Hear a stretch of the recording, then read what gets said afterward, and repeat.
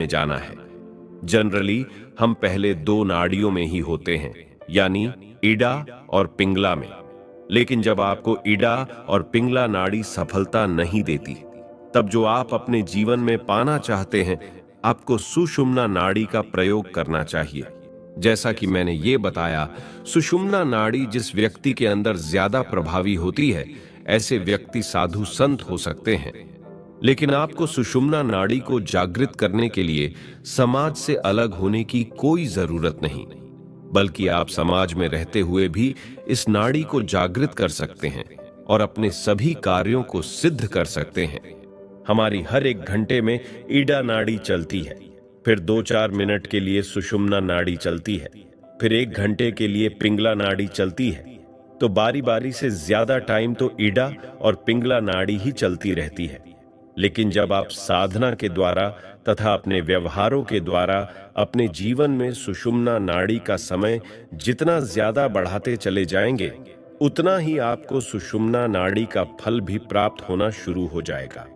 सबसे पहले हम यह समझते हैं कि यदि आपके जीवन में सुषुम्ना नाड़ी का समय बढ़ेगा तो आपको पता कैसे चलेगा। इसका संकेत यह है कि जब आपकी नाक की दोनों नथुने से श्वास की धाराएं खुलकर चलने लगे अधिक से अधिक समय तक, तो इसका मतलब आपका सुषुम्ना नाड़ी का समय बढ़ रहा है।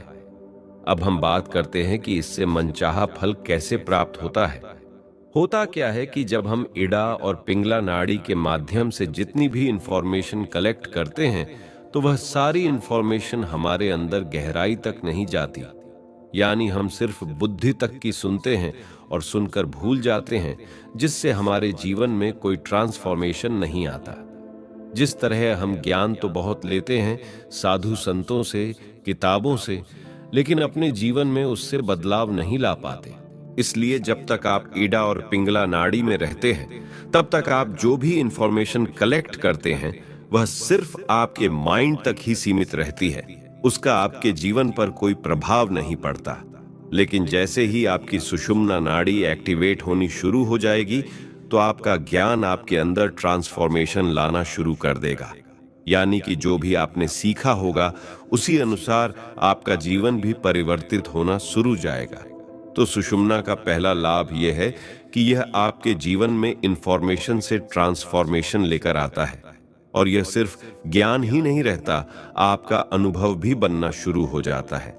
हम ईश्वर से बहुत प्रार्थना करते हैं कि वह हमारी सहायता करे, लेकिन कई बार हमारी प्रार्थनाएं पूरी नहीं हो पाती, क्योंकि जिस सोच में, कार्यों में, इच्छाओं में सिर्फ हमारा ही फायदा हो, दूसरे का फायदा ही ना हो, तो इसका मतलब हम अभी भी ईडा और पिंगला नाड़ी से ही अपना कार्य कर रहे हैं और इसलिए ईश्वर हमारी सहायता नहीं करता।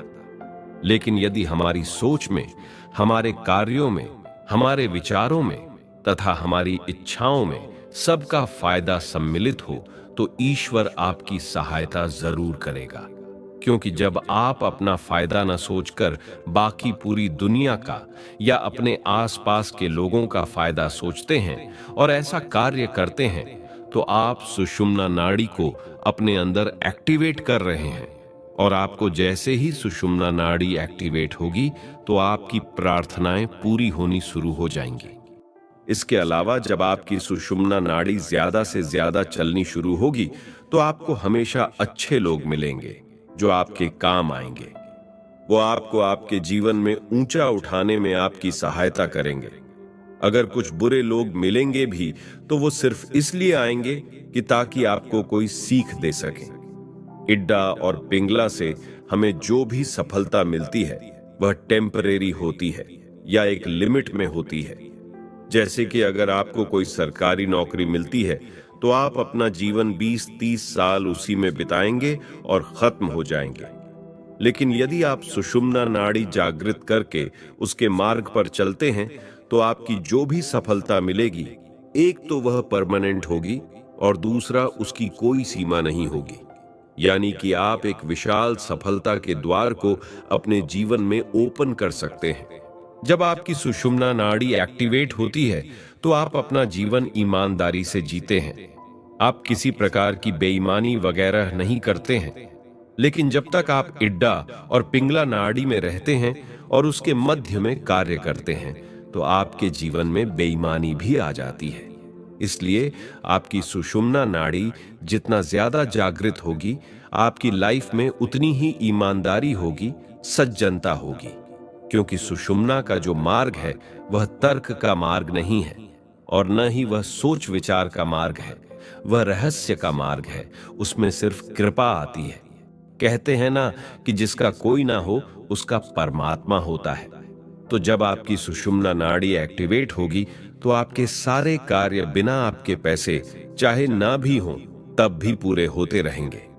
यानी कुछ ऐसे चमत्कार भी हो सकते हैं कि जब आपको पैसों की बहुत ज्यादा आवश्यकता होगी तब हो सकता है आपको गुप्त दान आना शुरू हो जाए। कई बार यदि आपकी सुषुम्ना नाड़ी एक्टिवेट हो जाती है और आप अध्यात्म के मार्ग पर चलने लग जाते हैं, तब आपकी सांसारिक सफलताएं हो सकता है शुरू शुरू में दूर जाने लग जाएं। अगर आप नौकरी करते हैं तो आपकी नौकरी छूट सकती है। अगर आप बिजनेस कर रहे थे तो आपके बिजनेस में लॉस हो सकता है। तो आपको लगेगा कि ये तो बहुत उल्टा टाइम आ गया। लेकिन यहां ध्यान देने वाली बात यह है कि उस दौरान यदि आपकी सुषुम्ना नाड़ी चल रही हो और आप अपनी साधना कर रहे हों, तो हो सकता है कि परमात्मा ही आपके साथ जानबूझकर ऐसा कर रहे हैं।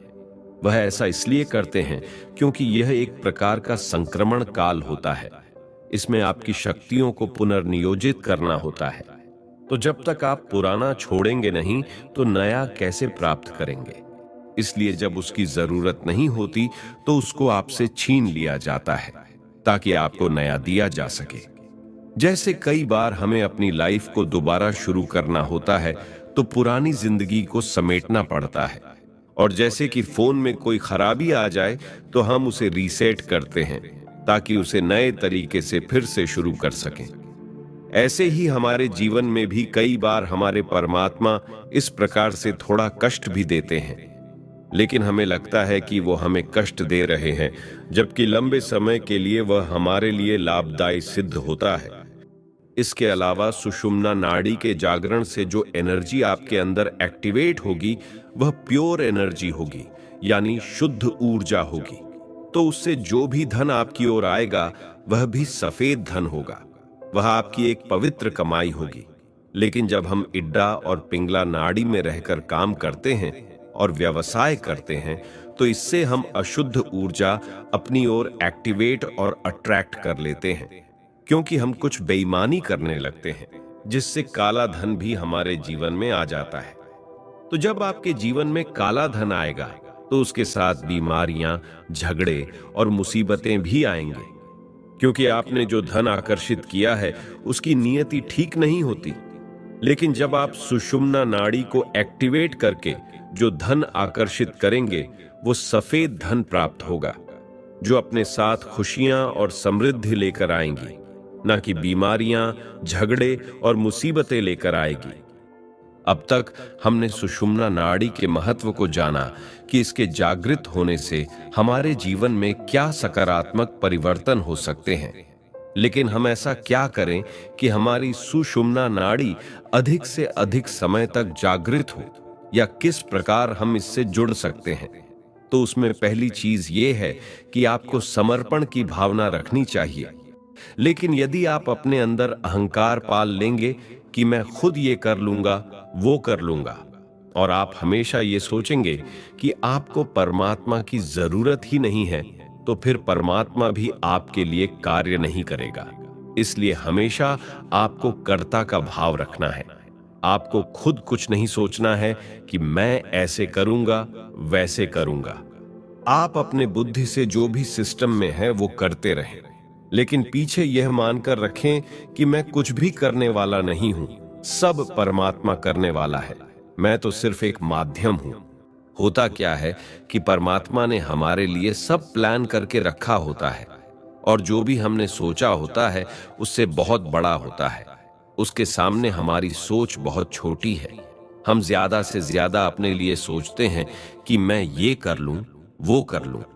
लेकिन जब परमात्मा देता है तो हम हैरान हो जाते हैं कि हम अपने बारे में इतना छोटा सोच रहे थे, जबकि परमात्मा ने तुम्हारे लिए कितना बड़ा सोचा हुआ था। इसलिए सब कुछ उनके हाथों में छोड़ दें, वो जैसे चलाए वैसे चलें।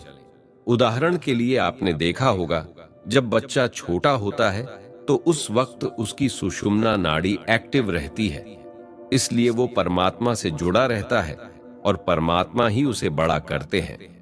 हम भले ही उसका लालन पोषण करते हैं, लेकिन उसका छोटे से बड़ा हो जाना रहस्यमयी कारण है, वो परमात्मा का ही सहयोग है। इस प्रकार जब आप समर्पण की भावना रखेंगे, आपके जीवन में जो भी जरूरतें होंगी वो खुद ब खुद पूरी होती चली जाएगी। आप हमेशा किसी न किसी प्रकार से परमात्मा के साथ अपना लिंक बनाकर रखें, जैसे कि ध्यान के द्वारा, मेडिटेशन के द्वारा, ज्ञान के द्वारा या भक्ति के द्वारा। किसी भी स्पिरिचुअल प्रैक्टिस को आप ब्रह्म मुहूर्त में प्रैक्टिस करें। कोई भी आध्यात्मिक साधना हो, उससे आप जुड़ सकते हैं।